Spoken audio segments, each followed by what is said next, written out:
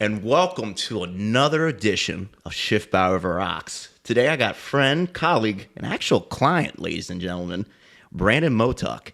And he is a legitimate serial entrepreneur, not one of these guys that you just see on the internet. He's got multiple businesses, and I'm really excited to have him here today to talk about how he's got to this point.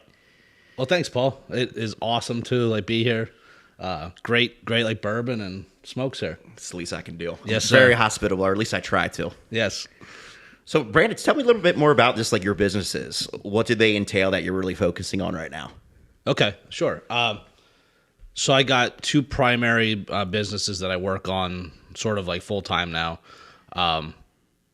One is in the real estate space, where we do all kinds of things, but primarily it's wholesaling real estate, which is we look for folks that want to sell their properties off market, don't want to deal with like realtors or showings or appraisals, all that kind of stuff, and we buy their houses for cash. They don't want to deal with Tina, the 55-year-old, with Alexis. Yes, yeah, and there's a great need for that service on certain types of houses, but there's a lot of the folks that we help out are folks that have houses that need a lot of work, are rentals that they're tired of the tenants, they're having problems, and they just want out. So we provide them a quick, fast, easy way to get out of that. But typically what we do is we will wholesale. So wholesaling is basically selling the contract. So I don't sell houses, I sell contracts. So we have a very large network of cash buyers. So we will get a house under contract and help out a seller and then assign that contract to an end buyer who will bring cash and close on it pretty fast. In layman's terms, almost like a broker, like middleman. Almost a middleman, yes. Okay, I am a middleman. gotcha. Yeah, so nothing wrong with that. Yeah, we have to be very careful. I am not a real estate agent. We are just selling contracts that we have. But we also, because I own a wholesale business, I can get the best of some of our deals. So sometimes I'll buy them myself to flip. Sometimes I'll buy them to keep them as a rental, all that other stuff. So that's the advantage of it. I get some of the best deals, and I could kind of pick and choose. And I really love that business. I've been buying real estate since I'm 21 years old. Okay, wow. I actually did not know that. Yeah, so I'm in this now. I'll be 22. I'm 22 years this year. Tell me a little bit more about that first experience at 21 with real estate. That's got to be a fun story. So when I was younger, I always knew I wanted to be in real estate. It was always something that intrigued me, but I didn't quite know how to get there. So I went to college. I went to school at Penn State. I got out. I got a good job. I was in the engineering field. I designed bridges, but I knew that wasn't going to be enough, right? So my mom, she always would watch these late night commercials. So back then there was this guy out there, this real estate guru. Before there was a bunch of them. His name was Carlton Sheets. And that's just a cool name. Yeah, right. And people that are my age, that are 40, probably have heard the name. They know Carlton if they're from the Central PA area. Yeah. Well, no, he was nationwide. Really? Okay. Nationwide, but he was on every infomercial out there. So you would see him all the time. And my mom bought this set because she would buy that. She would buy clothes hangers, all that other stuff that was sold. But she never listened to it. But I got the tapes. It was cassette tapes. And I listened to them all 3-4 times. I'm like, oh, this is some cool stuff. And it was all about buying real estate creatively. Because I grew up without a whole lot of money. So I'm like, well, I can't buy real estate. I don't have money. But this course taught me, well, yes, you can. So the first deal I bought was a 2-unit. I was living with 2 of my buddies for real cheap. The guy that had the house, he inherited from his grandmother. We were paying $100 a month to live there. Just enough, for rental. Just enough, yeah. And we'd have parties on weekends. It was great. We were just out of college or almost done college. But I knew I wanted to have some investment. So I bought this 2-unit. And my idea was I had a credit card that I got in college because banks give credit cards to college kids who have no money. Yeah, and $100,000 loans. Right, makes complete sense, right? But I had at that time I was young. I had probably $20,000 or $30,000 in available credit. So I'm like, okay, I'll use the credit card for the down payment on a 2-unit. And at this time, this is in 2000. That's a total 21-year-old thing to do. I've done stuff like that, man. Right, exactly. So, little did I know the bank wasn't going to love the idea. because now you're basically financing 100%. They wanted to see you have your own money into a deal. Now, like, this was back when I was living in like Schuylkill County, so I think that first deal was probably $40,000 for like 2 apartments, and they wanted me to come to the closing with 20% of that. So you're talking $8,000, but I didn't have it. I was finishing up my last semester of college. I literally got laughed out of 7 banks, and finally the 8th one says, "Okay, I will do that," because they looked at what it was bringing in and what my 2 payments would be, and saw I'd have plenty of money. And if I didn't pay, they would like take it back. Yeah, it's like your money back. Exactly. So that's how I bought my first one. And it took, like, I'm a young kid. I didn't have any cash. And I sit in front of a banker and say, "Hey, here's how I want to buy this." Yeah, you're thinking it's going to be like that 8th mil at that point. Yes. Yeah. But on the 8th one, I still remember it was the 8th bank that I walked Ballsy into. and persistence on your part. Yeah. Yeah. And that was a great investment because I bought it, I'm thinking around 40,000. It may have even been less. But it was the length of a city block, and the back of it backed up up near a courthouse. And somebody wanted to buy part of that land to park some cars on.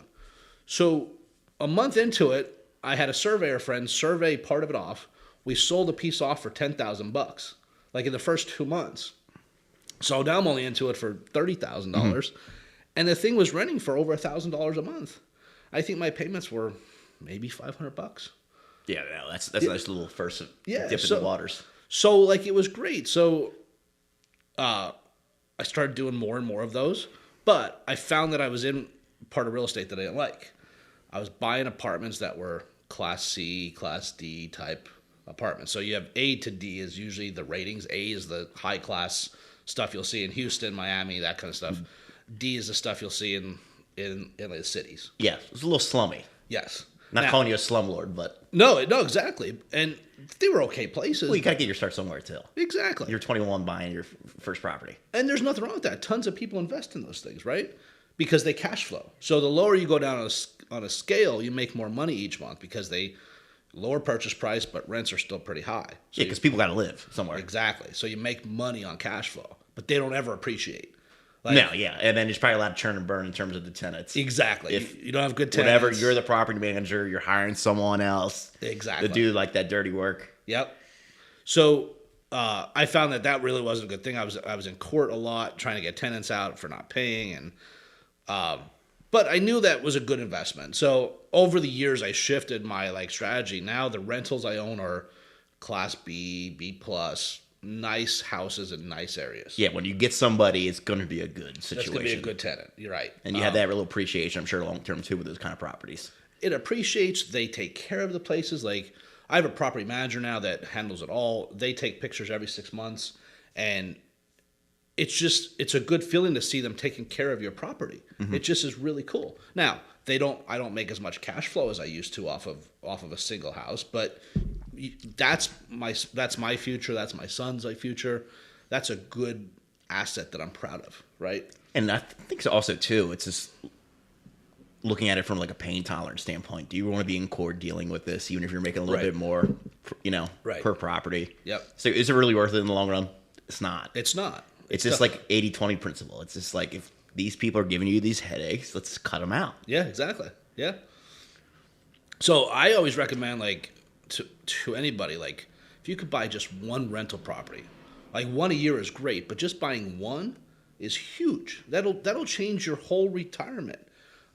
If you think about it, you could buy a house right now for $120,000 and rent it out at $1,200 a month. What's that thing going to be worth in 20 years? $250,000, and now your tenants have paid your mortgage off. So now you have an asset worth $250,000 that you haven't put a whole lot of money into it, and it's paid off in 20 years.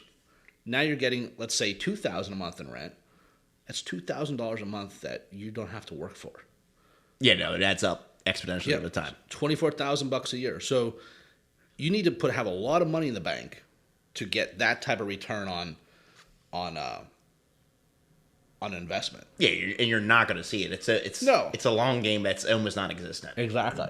I'm a firm believer in that, where people might poo-poo it, but put that money elsewhere. Whatever, be real estate or invest into a business. which you have since, outside real estate. So Exactly. talk a little bit more about your other primary business. All right, so the other business, I purchased a lawn care business last year. We're coming up on our 1-year anniversary, June 1st. I'm going to send you a nice little gift. All right, You cool. just man. reminded me. Cool. That's so weird. Because we met early mid-June? It was right around when I purchased it. Just right, fresh. It's literally a Facebook comment. Yeah. People. I just knew him on Facebook, and I woke up late one morning, and I saw literally my Facebook feed. I'm like, Brandon's like, hey, I'm looking for somebody in marketing, but in the landscaping, home service space. I'm like, let me just throw something out there. So I dropped a comment. I saw a couple people get tagged and comment. I'm like, let me just throw something out there. Sure. And he sent me a DM. Yep. And literally, we met for an hour at Flinchy's. Something like that, yep. It was very professional. We had a drink. Yep. And I'm like, I'm staying for dinner. I was with Steven, my executive assistant, who's now project coordinator. Yep. And he can I stay for dinner too? I'm like, yeah. And then I think we were there another hour and a half, 2 hours, just talking more about life. That wasn't about a proposal or anything at that point then. And a week or two later, yeah, let's give it a go. And it just clicked. Because I met with a few other folks that were all very good at what they did, but I liked your personality. I liked how hard you just how much you liked the business. And it was just a good fit. And it's been a good fit ever since. It's been fun. Yeah. Yeah. I think we're just starting to have more fun too with you getting into it really over the past year. Well, it's a business too that as we're getting into it, I'm refining what I want to do. There's some things I want to do, some things I don't want. I was doing, I don't want to do anymore. And as we do that, what I love about what you guys do is you can target the marketing. So we just talked earlier that I said, all right, we have more mowing customers now than we can almost handle in a week. So let's focus on doing mulching and landscaping work. And you guys are able to just target that, which is so cool. Yeah, all right, we were doing this last week. We're just going to take this out and focus more on this. Yeah. In layman's terms. That's what we're doing. It's almost like you could get customers on demand.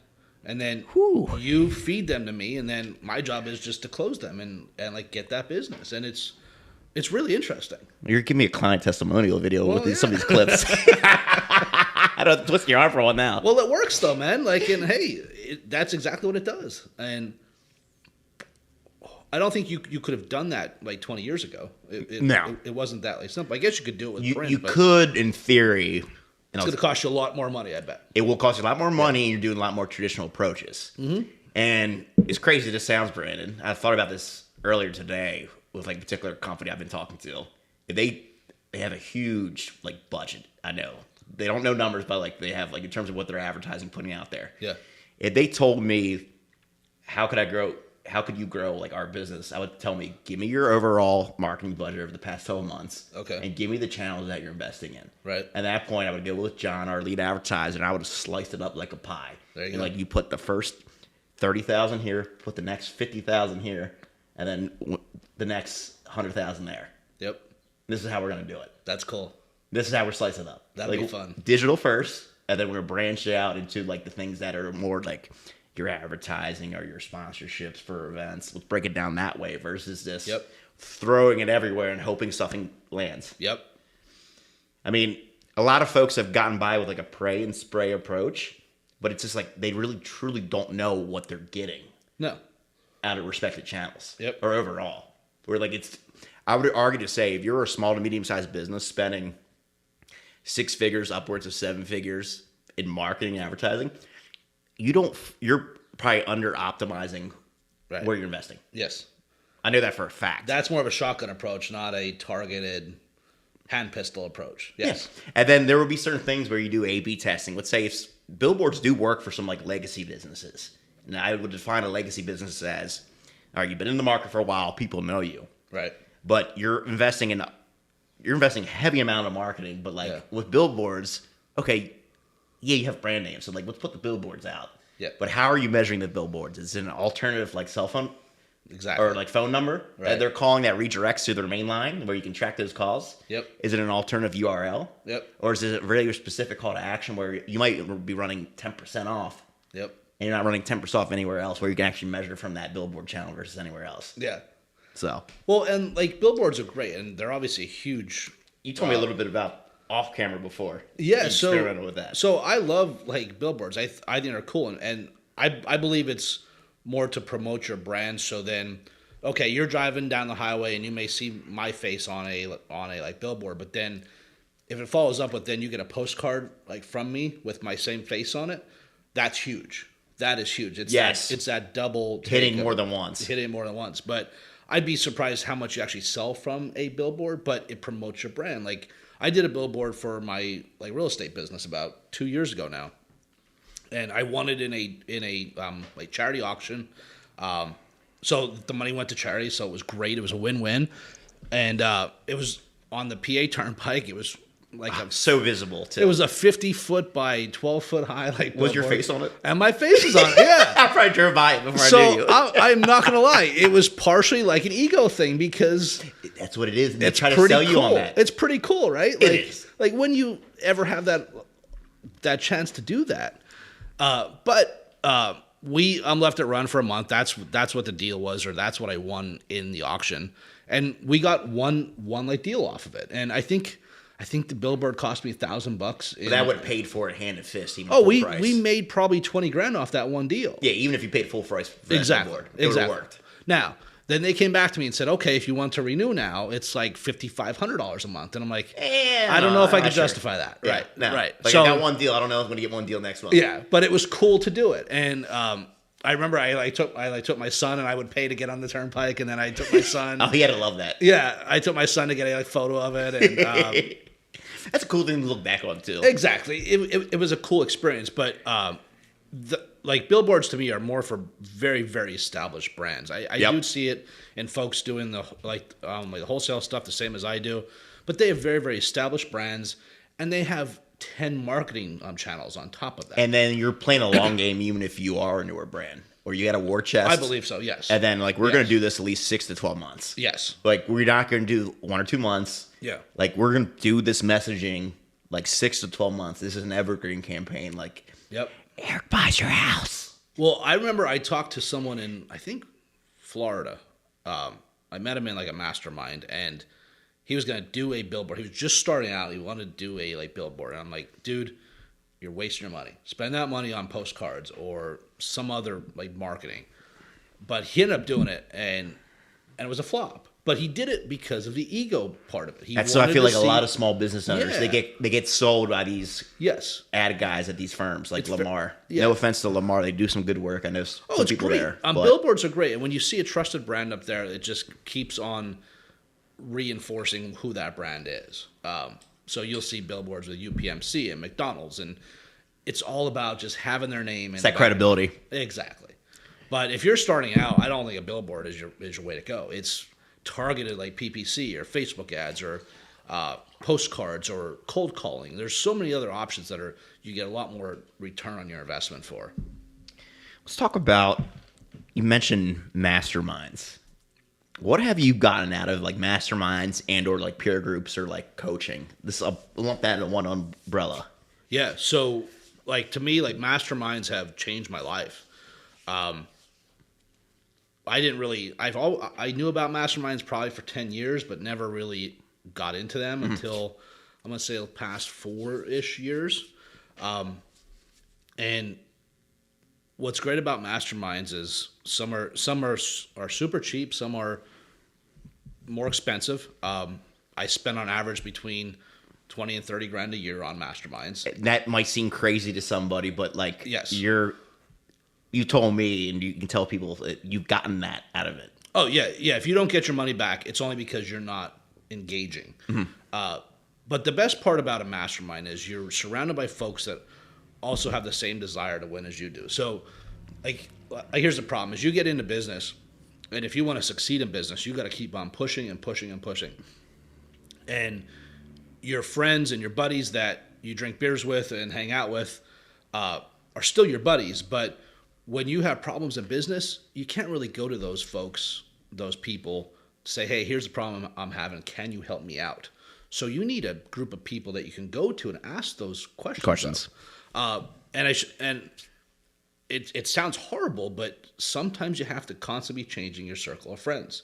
If you want to level up in life, you got to be surrounding yourself with different people. I think it's I use that analogy. It's like different seasons you go through as an individual. Yes. Yeah. And I'm not for 1 second saying drop relationships with people you've known a long time. Get rid of your friends who don't have businesses. Exactly. That is not what I'm saying. I'm saying that you need to constantly be adding new people to your circle. That's a good way to look at it. And people that are playing the same level that you are. So if you're just starting out and you're having an issue and you have a $1,000 problem, okay, maybe you can ask a buddy or a cousin of how to solve this problem. But as you get more established in business and you're getting $50,000 or $100,000 problems, you need to find someone who's also having $100,000 Or problems. can help solve them. Or has had them and can help you with that. Because if not, you're out of luck. Yeah, I don't know what to do at this point. Yeah, you're in trouble. Your friends from high school can help you with that, unless they're also in like business. So it's very important to surround yourself with not only friends that are just friends from high school and college and people that you just like to be around, but surround yourself with people that have the same like ambition and goals as you. That's so important, and they will level up. And then there's a little bit of like competition. Oh, I see what this guy's doing, so I want to do a little bit more Internally, yeah. Yeah. But I highly recommend anybody that's in business or wants to be at the top of their field, join masterminds, hire coaches. Some of the most successful people on this planet have coaches and are in masterminds. Like Michael Jordan is well known. He has like 7 coaches. Of all people, you would never think that. No, he's the best at what he does. Well, why is he the best at what he does? Because he has coaches, and he may be the best. Like if we talk like about Jordan again, he may be the best basketball player, but how's his home life, or how's his investing, all that other stuff? If he doesn't have coaches guiding him, yes, he'll be How great. can he be competitive in those arenas of his life? And we got to be good at Paul. We got to be good at everything. Yeah, and then people. That's a hot take that people will disagree with, but I agree with you on that. Yeah. Where to me, it's you can be full stack and or balance, but it takes a lot of challenge. It takes a lot of investment and insight. Yep. Of what's going on. Yes. So I'm a firm believer where business is personal, with the relationships you have with other people, but also internal too. If something's going on that's really wacky and misaligned in your personal life, it will affect in your business and professional life. Absolutely. I do not care who you are, even if you are Michael Jordan. Yep. I mean, you saw it firsthand with Michael Jordan. Unfortunately, his father passed away. He had to step away from the game. Yep. When he was at his prime. Yep. That's a perfect example, just tying it back to you mentioned Michael Jordan. Yep. Where like you got to sit back and reevaluate who you are. Exactly. And here's another thing I've learned, and this is super important. If anybody's like watching this, There'll be a few people. don't wait until you're successful to do that. If you're not getting your mind right before you're successful, it sure as hell is not going to be right when you are successful. That's when guarantee you're that. more likely to crash and burn. Exactly. You got to get it right before you hit that point, or at least be on that path. I'm like the same thing. I'm a big proponent in giving, of giving of your time, giving of your money, like whatever works like for you. And you see so many like people say, "Oh, when I make $1 million a year, I will give whatever." No, if they're not giving now when they're making 30 grand a year, guarantee you they're not going to give when they're making $1 million a year. It's an intrinsic thing. Right. So you gotta do that at all levels. There's things you can do at all levels. And maybe it's not just money when you're not making a whole lot of money. It's time. Maybe it's time.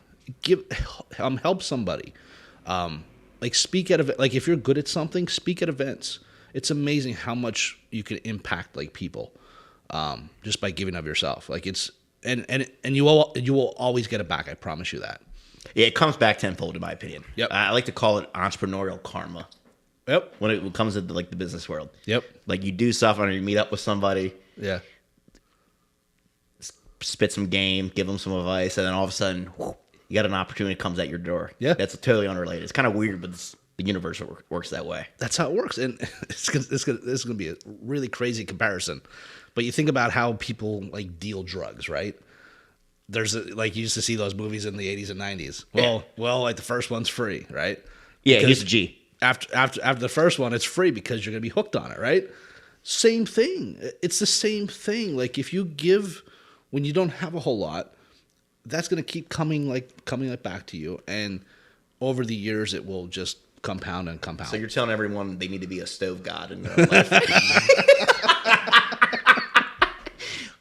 Cook crack in your own ways, ladies and gentlemen. But actually, don't cook crack because that's really bad. Crack is bad.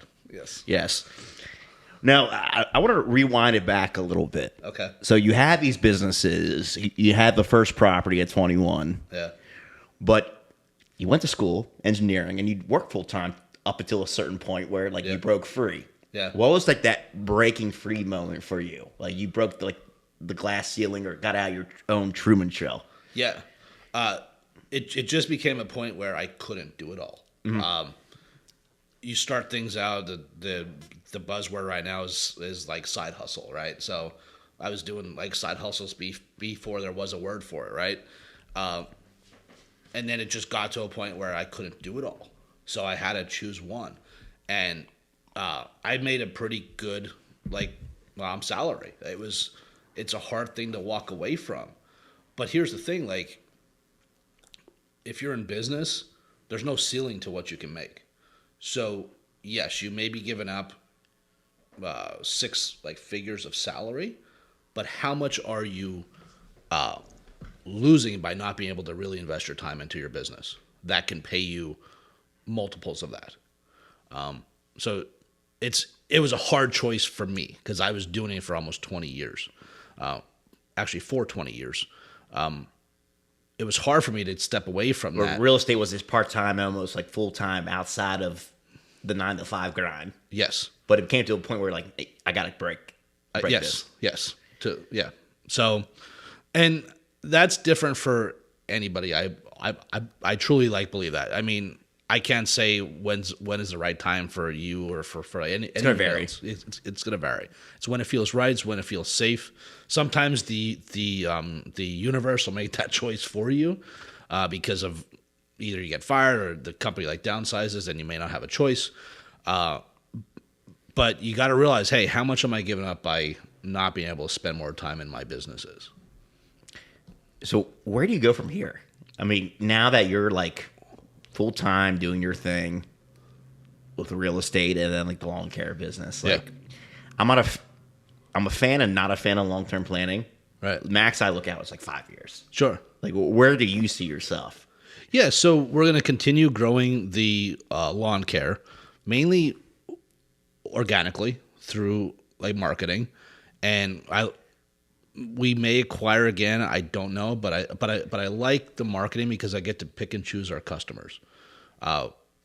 We want customers that work for us, as far as timing, cost, what they're willing to pay.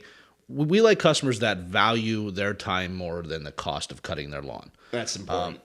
So one of the main reasons I bought a lawn care business was I haven't cut my own lawn in 15 or 20 years because I knew that little bit amount of money I could pay each week to have someone do it. That was much less than losing time with my family of 2 hours every Saturday. That was a pain point for you. Exactly. It was the time thing. Yeah, so that's really our ideal client. So we're going to continue to grow that. The wholesale business, that's completely virtual at this point. And so now we're in 5 different states. We wholesale in 5 different states. Just going to continue growing that thing. I believe the market's going to turn here over the next year or two. And it's going to be a really good time to pick up more assets. So really want to look at buying more rental properties over the next couple years. And I really want to find an established remote type of business that I could purchase. And in addition to the 2 right now. Right. Something completely different than lawn care and that real estate. Maybe a marketing business. Ooh, to say. I know, right? Yeah, right. Something that is already doing well and the owner wants to cash out and move on to something else. That's really what I would like to do at some point, and then help steer that business and how can you optimize it? Exactly. It's really interesting. We're talking out loud. What I know about you and what we're talking about right now on this particular episode, it's this: you have an engineering background. Mm-hmm. The way your brain thinks is very engineer-like with how you acquire businesses and how you operate them. Yeah. Where let's put these components here. Yeah. This is working. This is not working. Yeah. I mean, you feel like that's like relevant. Oh yeah, I definitely, and I guess the drawback is I overanalyze everything. But my risk tolerance is much higher than a typical engineering type person. I would attest to that. Yes, which Yeah. I give you kudos because Yeah. their stereotype with them, they're very safe, Yes, most engineers are very, very like risk. averse. Yes, adverse.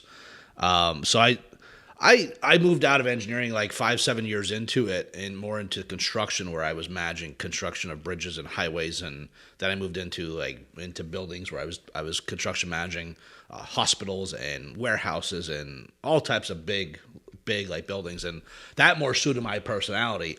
My engineering, like all my background, helped me in how a building is constructed, how a road is constructed, but in construction, it's all personalities, man.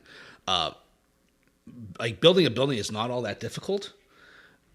Getting all your subcontractors and workers And managing them to walk the same way, that's the difficult part. Yeah, And it's an EQ personality thing. Yes, and that's what I really loved about construction. I got to build some really cool like buildings, and that was fun.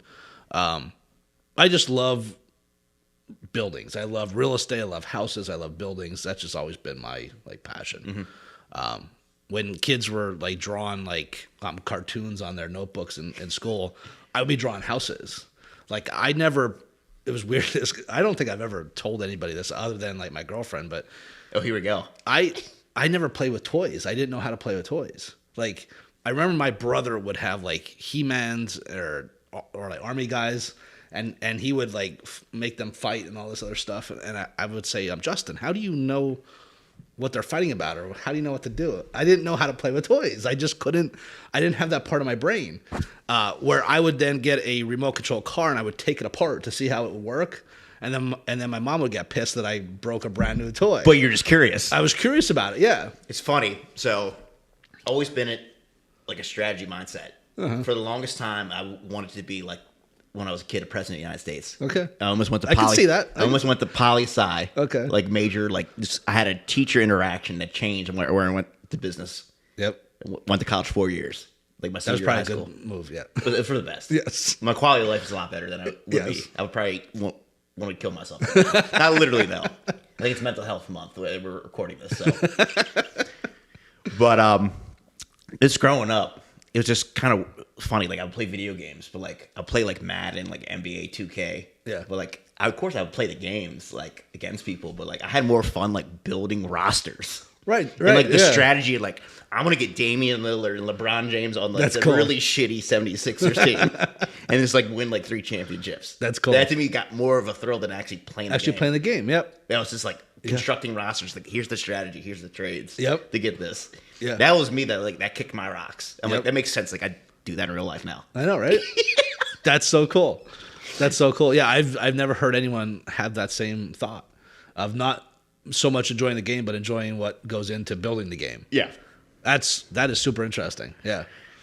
So you'll enjoy this. Total sidebar. So Yeah. I was class president 8th and 9th grade. Okay. I I ran- can see that too. Yep. I ran a 7th grade election for 8th grade. My tagline was "Get on the ball with Paul." I'm like, all right, we had like a speech from the student body. I'm like, to seal the win, I'm like, we're gonna give some favors out. So my mom's like, I'll buy Hershey bars and we'll put your name around them. Get on the ball with Paul and vote for you the next day. That's a good idea. And then I handed Hershey bars out to everybody and I won in the landslide. That's a good idea. That's smart. Have you ever seen that? I'm gonna like mess it up, but there's a study. Oh, you're not messing up anything. We're having a free flowing conversation. Well, I'm gonna mess up how the experiment goes, but they did experiment in a restaurant where, depending on how they handed the after dinner mints to a customer, would change how they tipped. Yeah, I've heard that. Right, and starting from no mints, tip was the lowest. Mints just on the thing as they handed the check, tip went a little bit higher. But the highest was, how did it go? They pretending like they forgot to give the mints. Or here's one mint, but here's another Here's one. one, yes, Here's yes. an extra one. Yes. They come back around like Yep. it was like a beautiful mistake kind of thing. Yes. Like, I want you to have this one too. And then you really feel like and you're like, giving wow, something. Yeah, like because Sherry took care of me tonight. that's right. Yeah, and then they gave the biggest tips because that's just it's human nature. If someone gives you something, you want to give them something back. Yeah, you feel good. All of a sudden, Yes. you're like, ooh, she's taking care of me. Exactly. I like this. And it's 5-cent mints, but It's a weird intrinsic feeling. It works for anything. It works for anything. Oh yeah, it can be applied anywhere. Mm-hmm. It's been a lot of fun today. I know Marty's singling for the last call. Anything else you want to touch on, man? I don't know. What can we talk about? I love talking about life stuff. Where's the best place to get a steak in Central Pennsylvania? All right, so I have two. One you mentioned already was at Ally Flinchies. I mean, for a quick Thursday night drink and meal, they come out on a 500 degree salt rock, and you kind of cook your raw steak right then and there. You cannot beat that. I think it's like $30.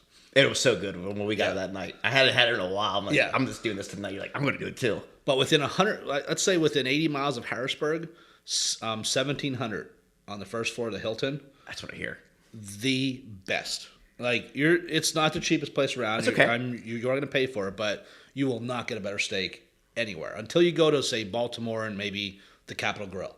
Yeah. But if you're around Harrisburg, the best steak. And they treat you well. They come out with a choice of steak knives. You can pick the one. Yeah, I like that. It's just really cool, and it's close. And never have had a bad experience there. But don't ever be afraid to pay for a good meal. There's also nothing worse than paying for a lot of money for a meal that sucks. Yeah, when you pay that money, it's Yes. like, oh. Yeah, exactly. I wish I never did that, like buyer's remorse. But if you talk to someone and find a good place, don't ever be afraid. Let's try it out. Take the risk. That's worth it. Yes. Now, if you don't have the money, don't do it all the time, but do it once a year, right? So yeah. Anything else? I think that's it, man. I mean, what else can we talk about? I talk a lot about. I did a presentation at a real estate group end of last year, and I talked a lot. I went through this whole exercise about getting what you want in life, right? I like this. And let's wrap up with this. Good. So it's the simplest thing. Nobody does it, but the simplest way to get what you want in life is to ask. People don't realize that. People are so afraid to ask. Or approach someone where you feel like you can't approach. Right. And ask a question, not even a favor. Yes. So in real estate, we every day we make lowball offers, and guess what? Nobody shoots us. Nobody. Every now and then somebody calls us assholes, but for the territory. For the most part, people just say no, it doesn't work for us. You see people that are dating out of their league. How do they get there? Because they asked. That's all you got to do. And you know I date out of my league all the time. I made a career of it, personally and professionally. I mean, me too. Me too. My girlfriend, she's light years above me, in intelligence and knowing how to navigate life, and I'm just so grateful. But we're together because I asked her, "Hey, let's go out." Yeah, right. Simple as that. Yeah, and that's the key to life, is just asking. Worst case, you're not going to get punched in the face. The worst case, I tell people it's a fuck no. That's worst case, yes. Yeah, I mean that's okay. Or they call you some name, maybe. That's okay. Carry on. Exactly. But just ask. That's all you got to do. Life is that simple. If you boil everything else down, you want something, you ask. You don't know how to get something, you ask somebody that has it, and ask them how to get it, or how they got it. Yeah, in a tactful way. Where you're looking to learn, or how do you go about this? Yeah. Now, if you want a mentor that's going to teach you, don't just say, "Hey, I'm going to buy you a cup of coffee."